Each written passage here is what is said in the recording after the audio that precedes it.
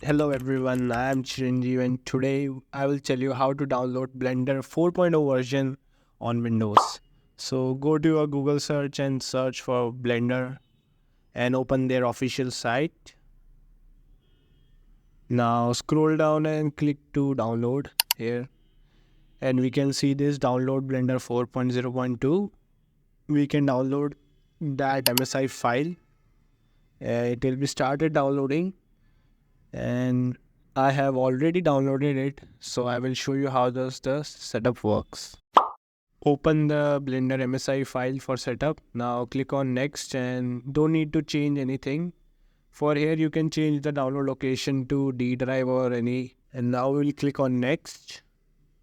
Then again click on next and it will start installing Blender, and let's wait for some time. It will take some time, like around 5 to 10 minutes.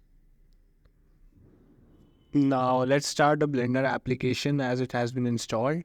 So now you can see Blender has been downloaded and you can start working on it. And if you are a beginner, then you must know that you have to make donut for the first time. If you love this video, share and like it and subscribe to my channel. Peace out.